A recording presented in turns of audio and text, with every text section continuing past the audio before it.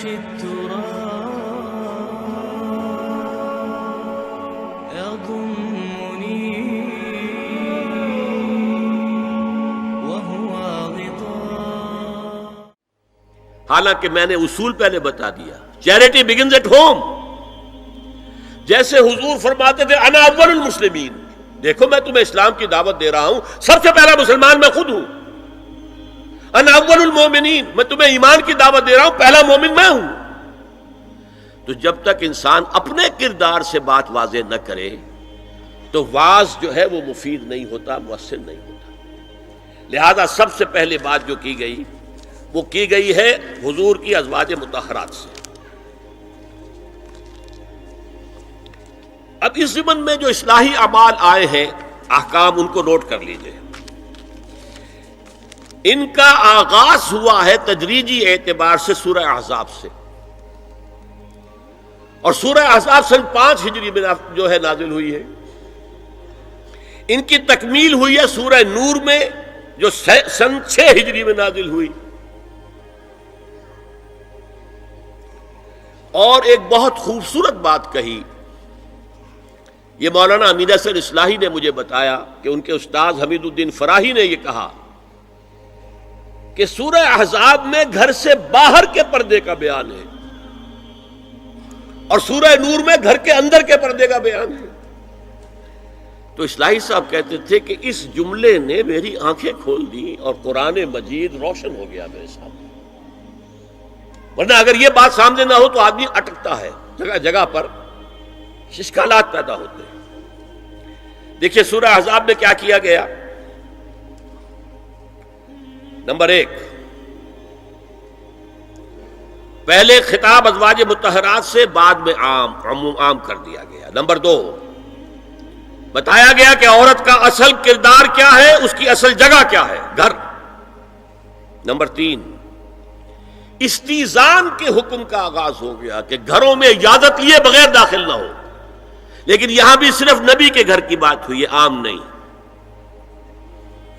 پھر محرموں کی ایک چھوٹی فہرست ہے جو سورہ احزاب میں آ گئی ہے، اور گھر سے باہر کے پردے کا حکم آ گیا ہے. یہ سورہ احزاب میں ہے. سورہ نور میں استیزان اب عام کر دیا، کسی بھی گھر میں داخل مت ہو جب تک اذن نہ لے لو. یہ دیکھیے تدریج، پہلے حضور کے گھروں میں داخل نہ ہو، اب کسی بھی گھر میں داخل نہیں ہو سکتے بغیر استیزان کے. اور احادیث مبارکہ میں اتنی سختی آئی ہے، میں بعد میں آپ کو بتاؤں گا. دوسرے یہ کہ گھر کے اندر پردہ جو محرموں سے پردہ ہے، محرموں سے پردہ. محرم کون ہوتا ہے یہ سمجھ لیجئے. محرم وہ ہے جس سے کبھی بھی کسی شکل میں کسی حالت میں شادی نہ ہو سکے. اب ایک آدمی جو ہے اس کے گھر میں فرض کیجئے کہ ایک بہن ہے، تو اس بہن کی دوسری بہن سے وہ شادی نہیں کر سکتا. اگر وہ بیوی مر گئی تو کر سکتا ہے کہ نہیں؟ اس لیے وہ محرم نہیں ہے، نامحرم ہے. سالی نامحرم ہے. آپ کا بھائی ہے، اس کی بیوی ہے، بھابھی ہے آپ کی، آپ دیور ہیں، بھابھی سے شادی تو نہیں کر سکتے. لیکن اگر بھائی کا انتقال ہو جائے تو آپ شادی کر سکتے ہیں. تو شادی ہو سکتی ہے تو وہ محرم نہیں ہوا، وہ نامحرم ہے. محرم صرف وہی ہے جس سے کبھی کسی حال میں شادی کا امکان نہ ہو. اس کی ابتدائی فہرست جو ہے سورہ احزاب میں ہے، تفصیلی فہرست جو ہے وہ سورہ نور میں ہے. اب دیکھیے گھر کے اندر بیٹھنے سے متعلق کیا بات کہی گئی. بزار اور ترمذی میں حضرت عبداللہ ابن مسعود سے نبی ایک وسلم کا یہ ارشاد نقل ہوا ہے، ان المرأۃ عورۃ، عورت چھپا کر رکھنے کی چیز ہے.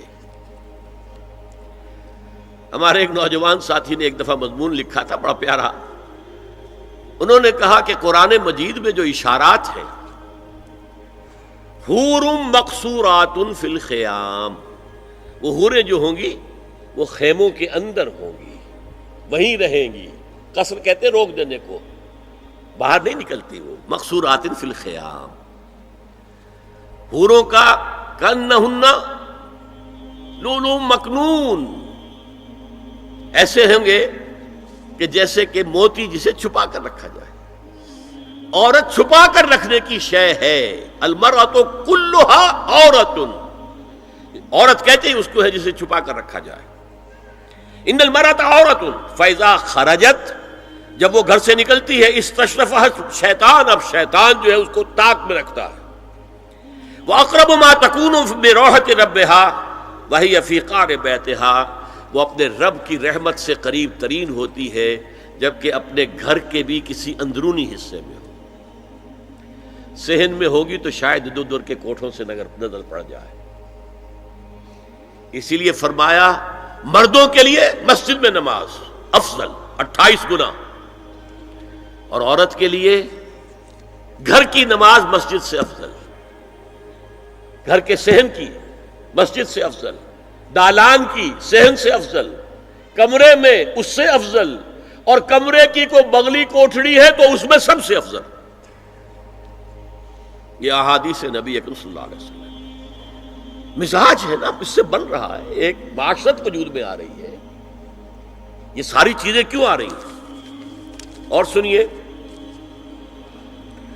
عبداللہ ابن احمد ابن حنبل نے زوائد الزہد میں اور ابن ابی شیبہ نے، ابن سعد نے اپنی کتابوں میں مسروق کی روایت نقل کی ہے کہ حضرت عائشہ جب تلاوت قرآن کرتے ہوئے اس آیت پر پہنچتی تھی وَقَرْنَ فِي بُيُوتِكُنَّ، تو بے اختیار رو پڑتی تھی۔ قرآن کہتا ہے اپنے گھروں میں رہو۔ حضرت عائشہ نے شہادت عثمان کے بعد باہر نکل کر لشکر کی قیادت کی، پھر ساری عمر افسوس رہا کہ میں نے غلط کام کیا۔ دیکھیے کیا معاملہ تھا، حضرت علی رضی اللہ تعالیٰ سے جنگ کی تھی، 10,000 آدمی ایک رات میں مرے، لیکن حضرت علی کا کردار کیا تھا؟ یہ نہیں کہ اب عائشہ شکست ہو گئی ہے تو لوڈی بنا لو، انا للہ و انا الیہ راجعون۔ اتنا احترام کیا ہے، مدینے کی چند عورتوں کو ساتھ دے کر بڑے احترام سے مدینے پہنچا دیا، وہاں کی عورتوں، کوفے کی عورتوں کو ساتھ دے کر، اور صرف یہ کہا کہ آپ کی یہ ذمہ داری نہیں تھی، آپ نے یہ ذمہ داری خام خواہ لے لی، صرف یہ، اور کچھ نہیں، کوئی ملامت نہیں۔ حافظ ابو بکر بزار حضرت انس سے روایت کرتے ہیں کہ عورتوں نے حضور سے عرض کیا کہ ساری فضیلت تو مرد لوٹ کے لے گئے، وہ جہاد کرتے ہیں اور خدا کی راہ میں بڑے بڑے کام کرتے ہیں، ہم کیا عمل کریں کہ ہمیں بھی مجاہدین کے برابر اجر مل سکے؟ جواب میں آپ نے فرمایا من قعدت منکن فی بیتہا فإنہا تدرک عمل المجاہدین، تم میں سے جو شخص اپنے گھر میں بیٹھی رہے گی وہ مجاہدین کا اجر حاصل کر لے گی۔ یہ ایک ہوا کا رخ ہے، بتایا جا رہا ہے، یہ نظام ہے جس کو اس شکل میں دیا جا رہا ہے۔ اب میں چاہتا ہوں سورہ احزاب کی جو آیات ہیں ان کے حوالے سے کچھ باتیں جو حکمت دین کی ہیں اور بہت اہم ہیں وہ آپ کے سامنے آ جائیں۔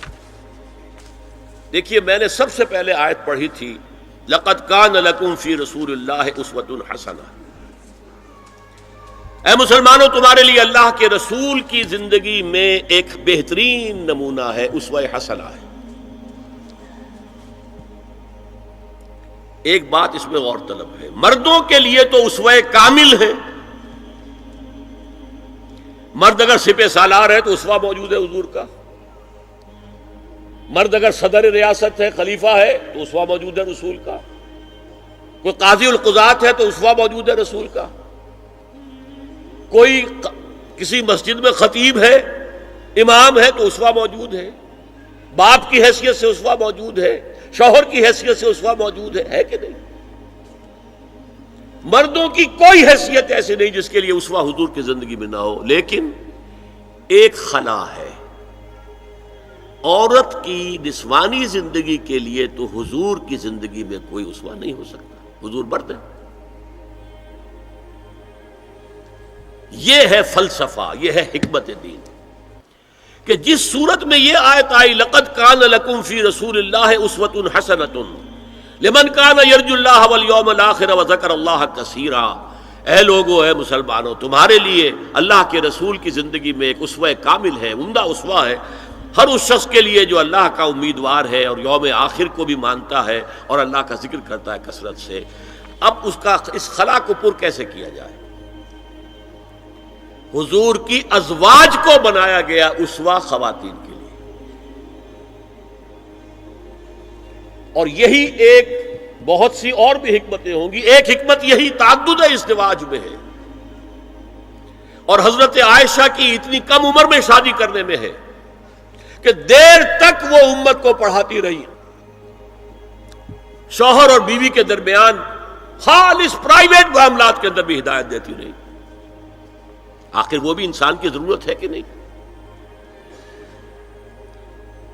آپ کو معلوم ہے ایک مرتبہ بعض صحابہ نے آ کر کہا، حضور یہ یہودی جو ہے ہم پر طنز کرتے ہیں کہ تمہارے نبی تمہیں بڑی چھوٹی چھوٹی باتوں کا حکم دیتے ہیں۔ آپ نے فرمایا کہ ہاں، ہمارے نبی نے تو ہمیں استنجا کرنا بھی سکھایا،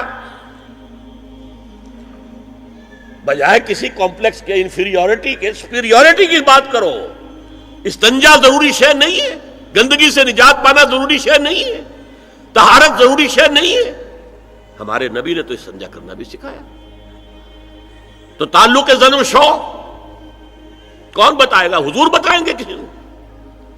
ازواج کو ضرورت ہوتی ہے، بڑا مسئلہ ہے، روزے میں کہاں تک جا سکتا ہے انسان؟ آخر کون بتائے گا؟ ازواج مطہرات نے بتایا۔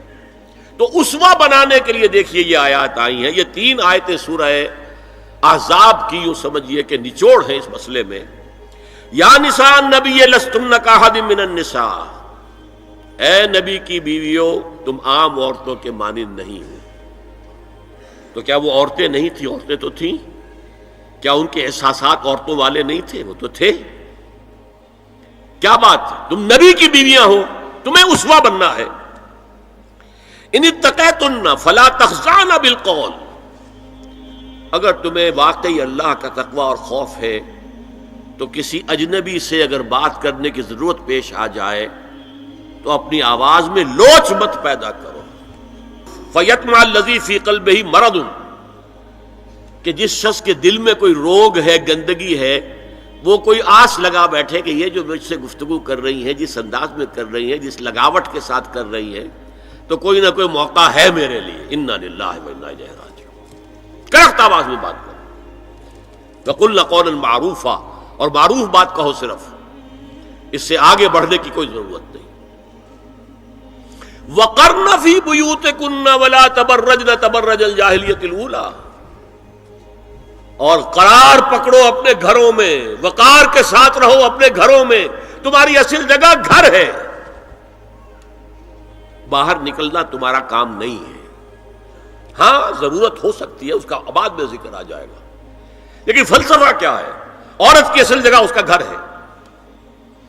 جو ڈیوٹیز کی تقسیم کر دی گئی ہے اللہ کی طرف سے، اس میں عورت کا اصل مقام اس کا گھر ہے۔ میں حدیث سنا چکا ہوں کہ جب گھر سے عورت نکلتی ہے تو شیطان تاکتا ہے اس کو، اور پھر ظاہر بات ہے کہ اس سے جو فتنے پیدا ہوتے ہیں وہ سب شیطان کے ذریعے سے ہوتے ہیں۔ وَلَا تَبَرَّجْنَ تَبَرُّجَ الْجَاهِلِيَّةِ الْأُولَىٰ، اور جو جاہلیت تھی، اسلام کے آنے سے پہلے کا جو دور تھا، اس میں جس طرح تم بند سمر کر اور لوگوں کی نگاہوں میں آنے کے لیے نکلتی تھی، اب وہ طریقہ اختیار نہ کرو۔ دیکھیے یہ بھی ایک بڑا نفسیاتی نکتہ ہے۔ مرد کے اندر قوت ہے، وہ اپنی قوت کا ظہور چاہتا ہے، کبھی جی چاہتا ہے دیوار کو کندھا دے مارے، راستہ چلتے کسی کو لگا کندھا، قوت ظہور چاہتا ہے۔ عورت کے پاس سب سے بڑا سرمایہ اس کا نسوانی حسن ہے، جسمانی طاقت تو نہیں ہے نا، اس کے اندر ایک ارج ہے کہ اپنے آپ کو ظاہر کرے۔ اس کا نام تبرج، بروج کہتے تھے ان برجیوں کو کہ جو فصیلوں کے اوپر ہوتی تھی، اور ظاہر بات ہے دور سے مسافر آ رہا تو پہلے تو برجی نظر آتی تھی نا، تو نگاہوں میں آنا، نگاہوں میں کھپنا، یہ تبرج ہے۔ تو تم جس طرح پہلے بناؤ سنگھار کر کے نکلا کرتی تھی، اور تبرج الجاہلیہ اب وہ چھوڑ دو۔ وَأَقِمْنَ الصَّلَاةَ وَآتِينَ الزَّكَاةَ، اور نماز قائم رکھو، زکوٰۃ ادا کرو، وَأَطِیعُوا اللَّهَ وَرَسُولَهُ، اور اللہ اور اس کے رسول کی اطاعت پر کاربند رہو۔ اب آئے الفاظ جو اہم ترین ہیں، انما یرید اللہ لیذھب عنکم الرجس اہل البیت ویطہرکم تطہیرا۔ اے نبی کے گھر والیو، اللہ یہ چاہتا ہے کہ تم سے ہر طرح کی برائی، ہر طرح کی ناپاکی کو دور کر دے اور تمہیں پاک کر دے۔ پاک کرنا کر، خوب خوب خوب خوب، تطہیرا، یطہرکم تطہیرا۔ کیوں؟ تمہیں نمونہ بننا ہے، تمہیں اسوہ بننا ہے۔ یہ الفاظ اصل میں آئے ہیں قرآن مجید میں ازواج مطہرات کے بارے میں۔ سارا جملہ چل رہا ہے یا نساء النبی سے۔ ہمارے کچھ دوستوں نے اسو کہا ہے کہ اہل بیت سے مراد حضرت علی، حضرت فاطمہ، حضرات حسنین ہیں۔ وہ بھی حضور نے فرمایا، میں نے ایک ٹی وی مذاکرے کے اندر بھی جب کچھ حضرات یہ کہہ رہے تھے کہ اہل بیت تو اصل میں وہ ہیں، میں نے کہا نہیں، اصل میں بیویاں ہیں لیکن وہ بھی اہل بیت ہیں۔ حضور نے ایک چادر میں جب سمیٹا سب کو، تو یہ بھی اللہم ہؤلاء اہل بیت، یہ بھی میرے اہل بیت ہیں۔ سلمان منا اہل البیت، سلمان بھی ہمارے اہل بیت میں سے، جو جتنا قریب ہوا۔ لیکن قرآن میں یہ لفظ آتا ہے صرف بیویوں کے لیے، ازواج کے لیے۔ حضرت ابراہیم کے پاس جب فرشتے آئے تھے حضرت اسحاق کی ولادت کی خبر دینے کے لیے، تو جب حضرت سارہ نے سنا تو وہ آئیں اپنے دوہتر مارتی ہوئی اپنے پیشانی پر، آلد وانا عجوز وہذا بالی شیخا، کیا میں جنوں گی اب جبکہ میں بوڑھی پھونس ہو گئی ہوں اور میرا یہ شوہر جو ہے یہ بھی بوڑھا پھونس ہے۔ 100 برس کی عمر تھی حضرت ابراہیم علیہ السلام کی، اور کتنی ہوگی اس کے آس پاس ہی ہوگی، 90-95 حضرت سارہ ہوگی۔ اس میں فرشتوں نے کہا تھا کہ کیا آپ اللہ کی رحمت سے مایوس ہو گئی؟ السلام علیکم وبرکاتہ اہل البیت، اے نبی کے گھر والی، اے نبی کے گھر والوں، تم پر اللہ کی سلامتی ہو، رحمت ہو۔ تو اہل بیت کا لفظ قرآن میں 2 جگہ آیا ہے، یا حضرت سارہ کے لیے حضرت ابراہیم کی زوجہ، اور یا نساء النبی، تمہیں تو پاک کرنا ہے، پوری طرح پاک کرنا ہے، پوری طرح پاک کرنا ہے تاکہ تم اسوہ بن جاؤ۔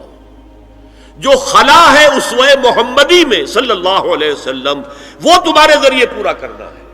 اس لیے پہلا خطاب جو ہے، اب یہ دونوں باتوں سے ہو گیا، ایک تو چیریٹی بگنز ایٹ ہوم، جو بھی اصلاح کا عمل ہو گھر سے ہونا چاہیے، اور نمبر 2 یہ کہ ازواج مطہرات کو امت کی تمام خواتین کے لیے ہمیشہ کے لیے اسوہ بنانا ہے۔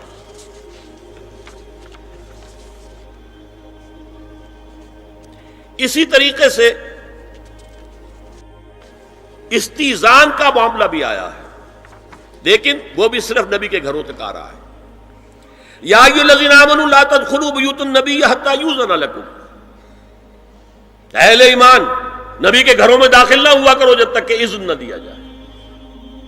یہ پرائیویسی، گھر کی پرائیویسی، اس پر میں تفصیل سے بعد میں بات کروں گا، چونکہ تفصیل اس کی آئی ہے سورہ نور میں۔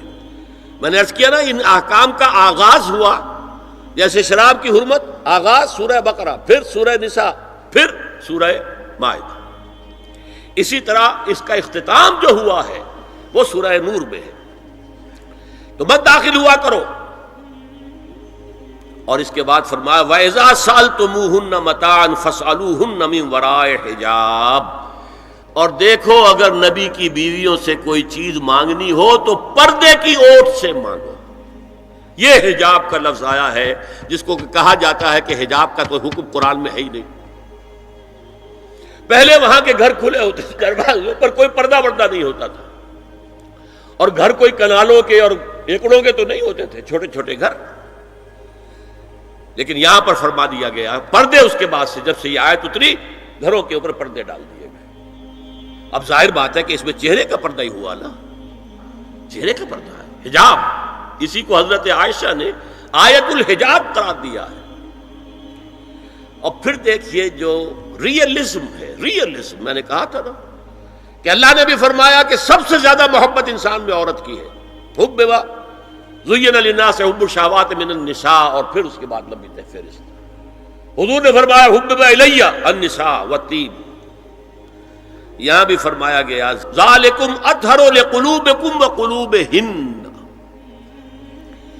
یہ زیادہ پاکیزہ بات ہوگی تمہارے دلوں کے لیے بھی اور ان کے دلوں کے لیے بھی۔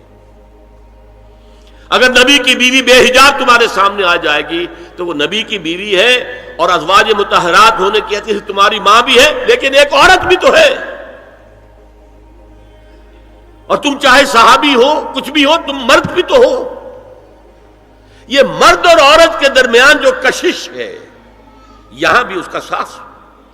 نبی کی بیویوں کو بھی یہ نہیں کہا کہ اس سے ماوراء ہے، معصوم تو کوئی نہیں نبی کے علاوہ، وہ تو اللہ کہہ رہا ہے ہم تمہیں پاک کر دینا چاہتے ہیں، پوری طرح پاک کر دینا چاہتے ہیں تاکہ تم تمام خواتین امت کے لیے اسوہ بن جاؤ۔ فرمایا یہ جو پردے کی اوٹ سے کوئی شے لینا دینا ہے، اس سے یہ تمہارے دلوں کے لیے بھی زیادہ پاکیزہ بات ہے اور ان کے دلوں کے لیے بھی۔ یہ ہے اللہ تعالی کا حکم سورہ احزاب کے اندر۔ اس کے بعد اسی سورہ احزاب میں اس سے جو مستثنا ہے، گھروں میں اذن لیے بغیر بھی داخل ہو سکے، جن کے سامنے ازواج مطہرات اپنے کھلے چہرے کے ساتھ آ سکتی تھی، ان کی ایک فہرست دی گئی۔ یہ مختصر فہرست ہے۔ لا جناح علیہن فی آبائہن ولا ابنائہن ولا اخوانہن ولا ابناء اخوانہن ولا ابناء اخواتہن ولا نسائہن ولا ما ملکت ایمانہن واتقین اللہ ان اللہ کان علی کل شیء شہیدا۔ کوئی حرج نہیں ہے ازواج مطہرات پر ان کے باپوں کے سلسلے میں۔ ابو بکر آئے تو جائیں سیدھے حضرت عائشہ کے حجرے میں، کون روکے گا؟ اور بیٹوں کے اور ان کے بھائیوں کے اور ان کے بیٹوں کے بھائی بھتیجے اور ان کی بہنوں کے بیٹے یعنی بھانجے، ولا نسائہن، نسائہن اس کو میں چاہتا ہوں نوٹ کریں آپ، اپنی عورتیں، جان پہچان کی عورتیں، اجنبی عورتیں نہیں۔ اس پر مزید گفتگو ہوگی سورہ نور کے حوالے سے۔ ولا ما ملکت ایمانہن، اور جو ان کے ملک یمین ہیں، ان میں ایک رائے یہ ہے کہ مراد صرف باندیاں ہیں اور ایک مراد یہ ہے کہ اس میں مرد غلام بھی شامل ہیں۔ ایک رائے یہ ہے کہ مرد غلام جب تک کہ ابھی وہ بالغ نہ ہو، بچہ ہو۔ بہرحال یہ آراء ہے علیحدہ۔ واتقین اللہ ان اللہ کان علی کل شیء شہیدا، اور اللہ کا تقوی اختیار کرو، یقیناً اللہ ہر چیز کو دیکھ رہا ہے۔ اب آئیے سورہ نور کی طرف۔ اب میں یہاں پر سورہ نور میں آغاز جو ہوا ہے سورہ نور کا، وہ سب کو معلوم ہے۔ زنا کی کیا حد ہے، سزا کیا ہے؟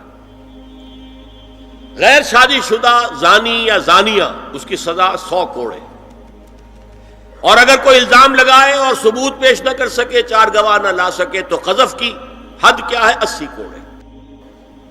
اس کے بعد اصل میں جو زنا کا سد باب کرنے کے لیے احکام ہے وہ آئے ہیں۔ چنانچہ اس میں سب سے پہلے کیا ہوا؟ استیزان کا حکم بڑی تفصیل کے ساتھ آیا، بہت تفصیل کے ساتھ آیا۔ یا ایھا الذین آمنوا لا تدخلوا بیوتا غیر بیوتکم حتی تستأنسوا وتسلموا علی اہلہا ذالکم خیر لکم لعلکم تذکرون۔ اہل ایمان مت ہرگز مت داخل ہو اپنے گھروں کے علاوہ کسی اور گھر میں جب تک کہ تم ان کے ساتھ مانوس نہ ہو جاؤ، اذن نہ لے لو، ان پر سلام نہ کرو، یہی تمہارے لیے خیر بہتر ہے۔ اس کے بعد تفصیل آئی ہے، اس میں اس وقت نہیں جا رہا ہوں۔ اور جو لوگ اس پر عمل نہیں کرتے ان کے بارے میں قرآن مجید کیا کچھ، حضور کیا کچھ فرما رہے ہیں یہ آپ سن لیجئے، بہت سخت احکام ہے۔ عن ابی ہریرہ رضی اللہ عنہ ان رسول اللہ صلی اللہ علیہ وسلم قال لو ان امرا اطلع علیک بغیر اذن فخذفته بحشاة ففقعت عینہ ما کان علیک من جناح، متفق علیہ، بخاری اور مسلم دونوں کی ہے۔ اگر کوئی شخص تمہارے گھر میں بغیر اجازت کے داخل ہو جائے اور تم اس کی سزا کے طور پر اس پر کنکریاں پھینکو اور اس کی آنکھ پھوٹ جائے کنکری سے، تو تم پر کوئی گناہ نہیں۔ بغیر اجازت کے گھر میں آ گیا ہے، بغیر اذن کے، بغیر استئذان کے کنکریاں مارو اور کنکری سے آنکھ پھوٹ جائے، فما کان علیک من جناح، کوئی حرج نہیں۔ اسی طرح آیا ہے من اطلع دار قوم بغیر اذنہم ففقعوا عینہ فقد حضرت عینہ، یہ ابو داؤد کی روایت ہے. جو شخص بغیر اذن لیے کسی کے گھر میں داخل ہوا ہے اور اگر اس نے اس کی آنکھ پھوڑ دی تو اس کے اوپر کوئی ہرجانہ نہیں ہے، کوئی اس کی دیت نہیں، کوئی ہرجانہ نہیں. اجازت لینے کے ضمن میں کیا ہے؟ حضور نے طریقہ بتایا. 3 مرتبہ پکارنے کی حد مقرر کر دی، فرمایا اگر تیسری مرتبہ پکارنے پر بھی جواب نہ آئے تو واپس ہو جاؤ. قرآن میں بھی ہے اذا قیل لکم ارجعوا فارجعوا، اگر تو وہ کہتے چلے جاؤ، ملاقات نہیں ہو سکتی، چلے جاؤ. ہاں اگر آپ ٹائم لے کر آئے ہیں تب بات دوسری ہے، پھر تو اس کو ملنا ہے. لیکن آپ ایسے ہی پہنچ گئے ہیں، پتہ نہیں وہ اپنی کس مصروفیت میں ہے، آپ کا حق نہیں ہے کہ وہ آپ کو ریسیو کرے اور آپ سے بات کرے. اذا قیل لکم ارجعوا فارجعوا. اور برا نہ مانو کہ میرا یہ معاملہ کیا، میں آیا تھا اور مجھے جو ہے مجھ سے ملاقات نہیں کی، نہیں. اور اس سلسلے میں ایک بڑا دلچسپ واقعہ ہے. ایک مرتبہ آپ حضرت سعد ابن عبادہ کے ہاں گئے اور السلام علیکم ورحمۃ اللہ کہہ کر 2 دفعہ اجازت طلب کی، مگر اندر سے جواب نہ آیا. تیسری مرتبہ جواب نہ ملنے پر آپ واپس ہو گئے. حضرت سعد اندر سے دوڑ کر آئے اور عرض کیا یا رسول اللہ، میں آپ کی آواز سن رہا تھا مگر میرا جی چاہتا تھا کہ آپ کی زبان مبارک سے میرے لیے جتنی بار بھی سلام و رحمت کی دعا نکل جائے اچھا ہے. تیسری مرتبہ بھی آپ کہیں. پھر دوڑ کر آئے اور لپٹ گئے حضور سے صلی اللہ علیہ وسلم. یہ ہے استیزان کا معاملہ. اب آ رہی ہے اصل آیت. قل للمؤمنین یغضوا من ابصارهم ویحفظوا فروجهم ذلک ازکی لهم ان اللہ خبیر ما یصنعون. وقل للمؤمنات یغضضن من ابصارهن ویحفظن فروجهن ولا یبدین زینتهن الا ما ظہر منها وَلْيَضْرِبْنَ بِخُمُرِهِنَّ عَلَى جُيُوبِهِنَّ وَلَا يُبْدِينَ زِينَتَهُنَّ إِلَّا لِبُعُولَتِهِنَّ أَوْ آبَائِهِنَّ أَوْ آبَاءِ بُعُولَتِهِنَّ أَوْ أَبْنَائِهِنَّ أَوْ أَبْنَاءِ بُعُولَتِهِنَّ أَوْ إِخْوَانِهِنَّ أَوْ بَنِي إِخْوَانِهِنَّ أَوْ بَنِي أَخَوَاتِهِنَّ أَوْ نِسَائِهِنَّ أَوْ مَا مَلَكَتْ أَيْمَانُهُنَّ أَوِ التَّابِعِينَ غَيْرِ أُولِي الْإِرْبَةِ مِنَ الرِّجَالِ أَوِ الطَّفْلِ الَّذِينَ لَا يَظْهَرُوا عَلَى عَوْرَاتِ النِّسَاءِ وَلَا يَضْرِبْنَ بِأَرْجُلِهِنَّ لِيُعْلَمَ مَا يُخْفِينَ مِنْ زِينَتِهِنَّ وَتُوبُوا إِلَى اللَّهِ جَمِيعًا أَيُّهَا الْمُؤْمِنُونَ لَعَلَّكُمْ تُفْلِحُونَ. یہ لمبی آیت ہے. اہل ایمان، اے نبی کہہ دیجئے اہل ایمان مردوں سے اپنی نگاہیں نیچی رکھا کریں اور اپنی شرمگاہوں کی حفاظت کریں. یہی ان کے لیے زیادہ پاکیزہ عمل ہے. ان اللہ خبیر بما یصنعون، اور جو کچھ وہ کر رہے ہیں اللہ اس سے واقف ہے. وقل للمؤمنات یغضضن من ابصارهن، اور مومن عورتوں سے بھی کہہ دیجئے کہ وہ اپنی نگاہیں جو ہیں نیچی رکھا کریں. ویحفظن فروجهن، اپنی شرمگاہوں کی حفاظت کریں. ولا یبدین زینتهن الا ما ظہر منها، اور اپنی زینت کو ظاہر نہ کیا کریں سوائے اس کے کہ جو بالکل ظاہر ہو جائے، از خود ظاہر ہو. دیکھیے سب سے پہلے میں آپ کو بتا چکا ہوں کہ یہ گھر کے اندر کا پردہ ہے. نگاہیں نیچی رکھنا گھر کے مرد بھی اور گھر کی عورتیں بھی. یہ کیوں کہا گیا؟ آج آپ کے علم میں نہیں ہوگا انسیسٹ کس قدر تیزی سے پھیل رہا ہے مغرب کے اندر. انسیسٹ کہتے ہیں باپ کا اپنی بیٹی سے ملوث ہو جانا، ماں کا اپنے بیٹے سے ملوث ہو جانا، بہن بھائیوں کا آپس میں زناکاری کرنا، یہ انسیسٹ کہلاتا. اس وقت امریکہ میں سب سے زیادہ جو پریکٹس ہے وہ سائیکیٹرسٹ کی ہے. بڑی فیسیں ہیں، بڑی دوائیں ہیں. جو فارماسیوٹیکل انڈسٹری ہے اس میں بھی سب سے زیادہ فلرشنگ وہ دوائیں ہیں کہ جو ذہنی امراض کی. اور مجھ سے وہاں کئی سائیکیٹرسٹ نے کہا ذہنی امراض کا سب سے بڑا سبب انسیسٹ ہے. بیٹی سے زنا کیا ہے باپ نے، بیٹی کے دل پر جو داغ لگ گیا ہے اس کا دماغی توازن ٹھیک نہیں رہتا.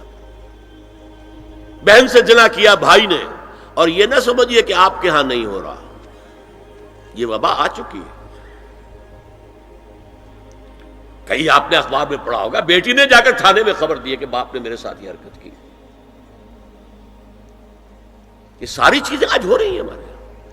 اس لیے کہ جب زنا کے جو دواعی ہیں، داعیات ہیں، جو زنا کی ترغیب ہے وہ پھیلی ہوئی ہوگی، عام ہوگی، تو راستے نکالے گا. گھروں میں مرد بھی اپنی نگاہیں نیچی رکھیں. کیا مطلب؟ باپ بھی اپنی بیٹی کو گھور کر نہ دیکھے. بیٹی بیٹی ہے، لڑکی ہے. جوان بھائی بھی اپنی جوان بہن کو گھور کر نہ دیکھا. نگاہیں نیچی رکھو. یہ نگاہیں نیچی رکھنا بازار میں چلتے ہوئے نہیں ہے. وہ تو سوسائڈ ہو جائے گی، موت آ جائے گی. کوئی گاڑی آپ کو روک دے گی. یہ گھر کے اندر ہے. اور اس لیے ہے کہ بہرحال باپ مرد ہے، بیٹی عورت ہے. میں نے آپ کو فرائیڈ کی بات بتا دی ہے. وہ تو کہتا ہی ہے کہ باپ اگر محبت بری نگاہ بیٹی پر ڈال رہا ہے، اس میں سیکس ہے، سیکس کا جذبہ ہے. اگر ماں بیٹے پر محبت بری نگاہ ڈال رہی ہے تو سیکس ہے، ایڈیپس کمپلیکس مشہور ہے اس کا. لیکن اپنی جگہ یہ ہے کہ باپ مرد ہے، بیٹی عورت ہے، بھائی مرد ہے، بہن عورت ہے. لہذا گھروں کے اندر بھی اپنی نگاہوں کو نیچا رکھو. میں آپ کو قول سنا چکا ہوں مولانا فراہی کا. اصلاحی صاحب نے کہا، جب مولانا فراہی نے مجھ سے یہ کہا کہ اصل میں سورہ احزاب میں گھر کے باہر کا پردہ ہے اور سورہ نور میں گھر کے اندر کا پردہ ہے، تو کہتے میری آنکھیں کھل گئیں اور چابی مل گئی، کلید مل گئی ان آیات کو سمجھنے کی، ان کی اصل پس منظر کو، حقیقت کو جاننے کا راستہ کھل گیا. تو یہ جو ہے غض بصر، یہ باہر کے لیے نہیں ہے، یہ گھر کے اندر کے لیے ہے. بیٹی کا آخر جوان ہو رہی ہے، اس کے سینے کے اوپر کچھ ابھار آ رہا ہے، اس کو گھور کر مت دے، نگاہ نیچے کر. قل للمؤمنین یغضوا من ابصارہم ویحفظوا فروجہم ذلک ازکی لہم ان اللہ خبیر بما یصنعون. نوٹ کر لیجئے کہ یہ کہاں ہو رہا ہے؟ گھر میں داخلے کے بعد. گھر میں داخلہ اجازت سے، اور داخلہ ہوگا صرف محرموں کا. گھر کے اندر جو ہے وہ نامحرم تو نہیں آئے گا. یہ میں آگے بیان کر رہا ہوں. وَقُلْ لِلْمُؤْمِنَاتِ يَغْضُضْنَ مِنْ أَبْصَارِهِنَّ وَيَحْفَظْنَ مِنْ فُرُوجِهِنَّ. اور کہہ دیجئے مومن عورتوں سے بھی کہ وہ بھی اپنی نگاہیں جھکا کر رکھیں اور اپنی شرمگاہوں کی حفاظت کریں. وَلَا يُبْدِينَ زِينَتَهُنَّ إِلَّا مَا ظَهَرَ مِنْهَا. اس ٹکڑے پر بڑا قیل و قال ہے جدید مفکرین اور جدید دانشوروں نے کہ وہ اپنی زینت ظاہر نہ کرے سوائے اس کے جو خود ظاہر ہو جائے. وہ کہتے ہیں اس میں چہرہ بھی شامل ہے، اور جب چہرہ شامل ہے تو اس کا مطلب چہرے کا پردہ نہیں ہے. لا حول ولا قوت الا باللہ. آپ کو بہت سے حضرات نے وہ پڑھی ہوگی بحث جو جنگ میں ہو گئی تھی. ایک صاحب وہ انسٹیٹیوٹ آف پالیسی اسٹڈیز اس کے اسکالر ہیں، ریسرچ کو انہوں نے لکھ دیا کہ الا ما ظہر منہا میں چہرہ ظاہر ہے، شامل ہے، لہذا پردہ نہیں ہے.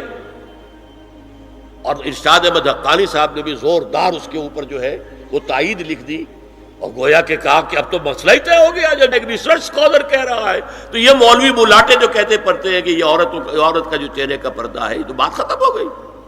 دی میٹر از کلچڈ. میں نے صرف ایک جواب دیا کہ اس شخص نے جو بڑا ریسرچ اسکالر تھا، پہلے یہ لکھا ہے کہ سورہ نور کی ان آیات میں سطر کے احکام آ رہے ہیں، تو پھر یہاں پردے کا شعر کا معاملہ کیا ہو؟ سطر میں تو پردہ چہرہ شامل نہیں ہے. محرموں سے پردہ کیا ہے؟ محرموں سے اس کا نام سطر ہے. عورت کا پورا جسم سطر ہے سوائے چہرے کی ٹکیا اور یہ ہاتھ اور یہ پاؤں، بس. کیا مطلب ہے؟ بھائی بھی نہیں دیکھ سکتا بہن کے جسم کا کوئی اور حصہ، باپ بھی نہیں دیکھ سکتا بیٹی کے جسم کا کوئی حصہ. یہ سطر ہے. سطر محرموں سے پردہ ہے. اس سے آگے صرف شوہر یا حسب ضرورت طبیب، سرجن، بس. یہ محرموں کا پردہ. گھر میں عورت رہے گی تو سطر کے ساتھ رہے گی. محرم آئیں گے، چچا اس کا محرم ہے، آئے گا. لیکن وہ بھی تو مرد ہے نا، چہرہ تو نہیں ڈھانپے گی اس لیے کہ محرم ہے، لیکن باقی جسم ستر، عورت کا پورا جسم ستر ہے سوائے چہرے کی ٹکیا، بال بھی ستر میں شامل ہے۔ سر پر وہ سکارف جو آج کل بنا ہوا ہے بہت بڑا مسئلہ، انہوں نے چہرے کو نکال دیا، صرف سکارف سمجھا ہوا پر حجاب کہتے ہیں، حالانکہ وہ حجاب پورا تو نہ ہوا، وہ صرف ایک حصہ ہے، لیکن ایک حصہ صحیح ہے، سر کے بال جو ہے وہ چھپے ہونے چاہیے، یہ سطر میں شامل ہے۔ چہرے کی ٹکیا ہے جو سطر سے باہر ہے، ہاتھ ہے پونچوں سے باہر، اور پیر ہے ٹخنوں سے نیچے، بس اللہ اللہ خیر سے۔ تو فرمایا ما ظہر منہا من زینتہن میں الا ما ظہر منہا میں کیا کیا چیزیں آ سکتی ہیں؟ دیکھیے، اگر عورت پوری کی پوری برقعے کے اندر ملبوس ہے، چہرے پر بھی نقاب ہے، آنکھوں کے آگے بھی یا جالی ہے یا کوئی چشمہ ہے، تو پھر بھی اس کے حسن کا ایک حصہ وہ ہے جو ظاہر ہے۔ اگر طویل القامت ہے، قد و قامت، یہ حسن کا حصہ ہے کہ نہیں؟ وہ کہاں چھپائے گی؟ اور غالب نے جو شعر کہا ہے، تیرے سرو قامت سے ایک قد آدم قیامت کے فتنے کو کم دیکھتے ہیں، سرو قد عورت۔ اسی طرح جسم سے ڈول ہے، اکیرا بدن ہے، یہ تو نہیں چھپے گا۔ عورت موٹی ہے، کیسی ہے، جسم جو غیر متناسب ہے، یہ تو نہیں چھپے گا۔ متناسب ہے اعضاء، قداور ہے، اکیرا بدن ہے، یہ ہے وہ چیزیں کہ جو حجاب کے سلسلے میں ما ظہر منہا، یہاں ہو رہا ہے کہ جو سطر کے سلسلے میں ہے ما ظہر منہا زینت کا، اور وہ چہرہ ہے۔ لیکن اب اس میں ایک اور بات، وَلْيَضْرِبْنَ بِخُمُرِهِنَّ عَلَى جُيُوبِهِنَّ، یہ بھی گھر کے اندر کی بات ہو رہی ہے، چونکہ میں پہلے بتا چکا ہوں جلباب ہوتا تھا جب گھر سے باہر نکلتی تھی عورت، تو وہ اپنی چادر لپیٹتی تھی اپنے گرد، چہرہ نہیں ڈھانپتی تھی، صرف چہرے کا حکم دیا گیا اس کے ضمن میں۔ وہ سورہ احزاب کی آیت ہے، وہ رہ گئی، وہ میں بیان کروں گا۔